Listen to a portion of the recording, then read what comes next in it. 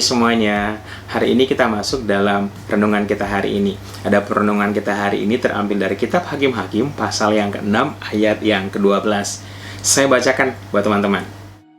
Malaikat Tuhan menampakkan diri kepadanya dan berfirman kepadanya demikian. Tuhan menyertai engkau, ya pahlawan yang gagah berani. Perikop yang barusan kita baca terambil dari kitab Hakim-Hakim pasal yang ke-6 ayat yang ke-12 dengan judul perikop Gideon diangkat menjadi hakim. Pada perikop ini diceritakan bagaimana orang Israel tidak setia berbuat jahat kepada Tuhan sehingga orang-orang Midian dan orang-orang Amalek bersekutu untuk menyerang atau menekan orang Israel, sehingga orang Israel dilanda satu buah ketakutan yang sangat luar biasa. Saking takutnya diceritakan bagaimana orang-orang Israel ini sampai tinggal di gua-gua di dalam pegunungan, karena setiap kali orang Amalek dan orang Midian datang, mereka menghancurkan segala sesuatu yang ditabur oleh orang Israel, sehingga keadaan orang Israel sangat melarat. Dan orang Israel berseru kepada Tuhan meminta pertolongan, dan Tuhan membangkitkan seorang hakim di tengah orang Israel bernama Gideon. Tetapi kalau kita perhatikan di ceritanya, orang Gideon ini bukanlah seorang pahlawan yang gagah perkasa yang kita idealkan buat manusia. Diceritakan sewaktu Tuhan mendatangi Gideon ini sedang mengirik gandum di tempat pemerasan anggur supaya tersembunyi dan tidak dilihat oleh orang Midian atau orang Amalek. Jadi bisa kita simpulkan sebenarnya Gideon ini cukup penakut juga. Tetapi firman Tuhan berkata bahwa Gideon adalah pahlawan yang gagah perkasa. Jadi yang kita lihat di sini ada satu buah kontradiktif bahwa Tuhan mengatakan bahwa Gideon adalah gagah perkasa, tetapi di sisi lain Gideon adalah orang yang pengecut, bisa dibilang penakut, karena dia harus bersembunyi untuk mengirik gandumnya di tempat pemerasan anggur. Tetapi tidak hanya sekedar penakut, kita melihat setelah malaikat Tuhan menyapa dan memberikan sebutan pahlawan gagah perkasa kepadanya, Gideon menjadi orang yang skeptis. Diceritakan bahwa kalau memang Tuhan kita yang diceritakan seperti oleh nenek moyang kita yang gagah perkasa, mengapa keadaan kami begini, mengapa kita melarat? Lihat, Gideon adalah orang yang skeptis. Jadi ketika Tuhan memanggil Gideon adalah seorang yang penakut. Yang kedua juga dia orang yang skeptis, ya. Dan tidak hanya sampai di situ juga. Ketika Tuhan mengutus Gideon untuk memimpin atau menjadi hakim atas bangsa Israel, Gideon mengatakan apa? Dia datang dari kaum, dia adalah yang paling muda daripada keluarganya, dan kaumnya adalah paling kecil daripada sukunya. Yang ketiga adalah Gideon ini adalah seorang yang minder. Jadi kalau kita lihat penakut, skeptis, minder, ketiga syarat ini tidak memenuhi untuk menjadi seorang pahlawan gagah perkasa yang kita harapkan. Tetapi sekali lagi Tuhan melihat segala sesuatu dengan cara yang berbeda. Ketika Tuhan memilih orang tersebut, maka siapapun dia, apapun latar belakangnya, apapun kemampuannya, kalau Tuhan yang memilih, maka Tuhan yang akan memampukan, Tuhan yang akan memberi kemampuan buat orang tersebut untuk memimpin. Tetapi memang tidak ada jalan pintas. Ketika kita ikut Tuhan, tidak ada segala sesuatu yang instan. Sungguh pun Tuhan memilih Gideon yang penakut, yang skeptis, yang minder ini, tapi Tuhan tetap memproses Gideon. Dan proses atau ujian yang diberikan Tuhan kepada Gideon tidak main-main, ya. Jadi kalau kita lihat ceritanya di kota Gideon ini, mereka ini menyembah Baal. Tuhan mengatakan bahwa Gideon harus menebang tiang-tiang Baal yang ada di kotanya dan mempersembahkan lembu berumur 7 tahun di atas potongan-potongan tiang-tiang Baal tersebut. Dengan kata lain bahwa Tuhan tetap memproses Gideon. Tuhan tetap memproses keberanian, membangkitkan keberanian Gideon untuk memimpin bangsa Israel. Dan karena Gideon belum terlalu berani, tetapi satu hal yang kita perlu catat di sini bahwa Gideon itu orangnya taat. Dia dengar-dengaran dan melakukan apa yang menjadi permintaan Tuhan. Jadi karena Gideon masih belum terlalu berani, maka dia melakukannya pada malam hari.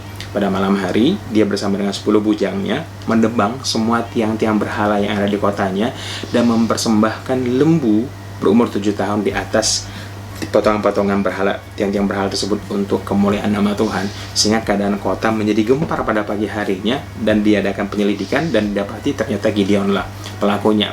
Dan Gideon mendapat sebutan julukan Jerubbaal karena orang-orang kota itu melihat nanti apa yang akan dilakukan oleh Baal atau Tuhan yang mereka sembah ini kepada Gideon.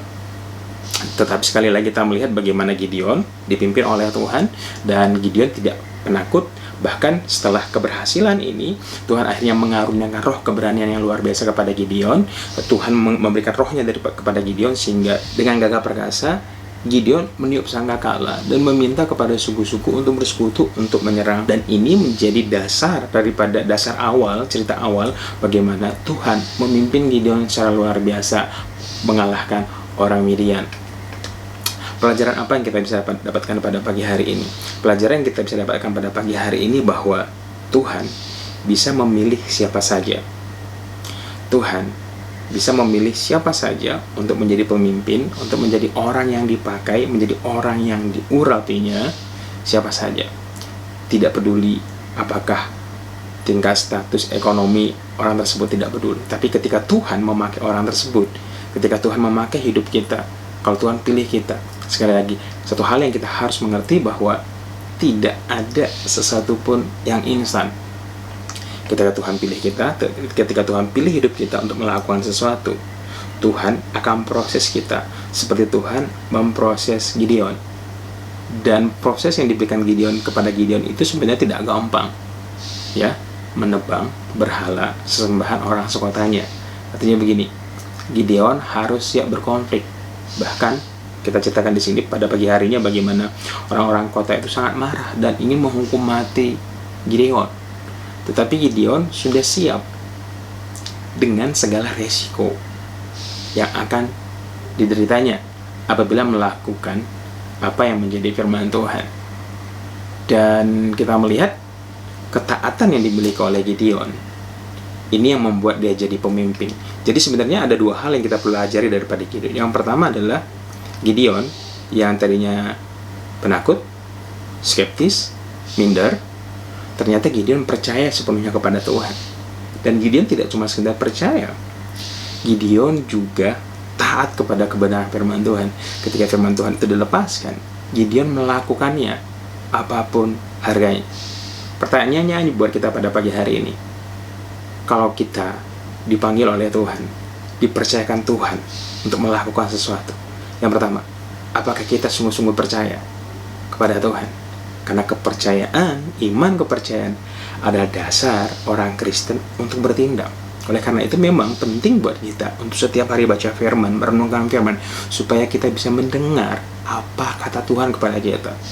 Dan ketika kita mendengar pesan Tuhan yang sangat jelas dari perenungan kita, dari pembacaan firman kita, dari konfirmasi dari orang-orang sekitar kita, miliki iman percaya sepenuhnya.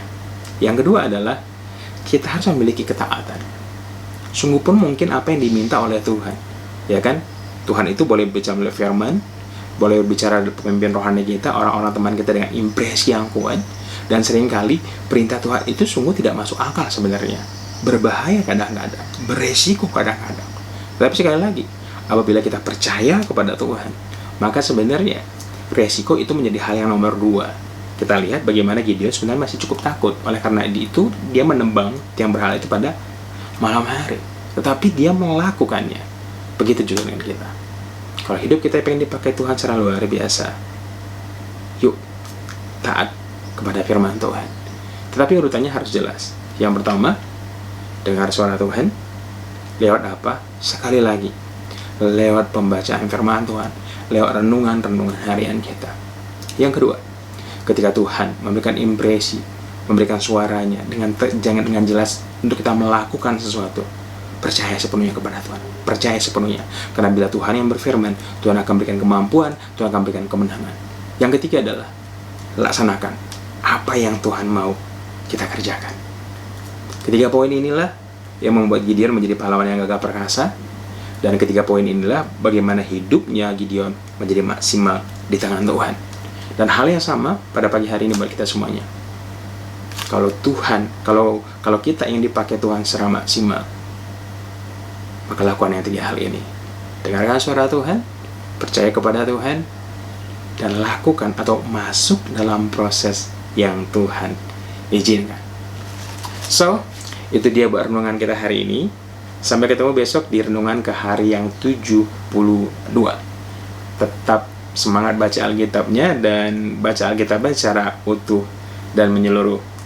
Tuhan Yesus memberkati guys. Dadah.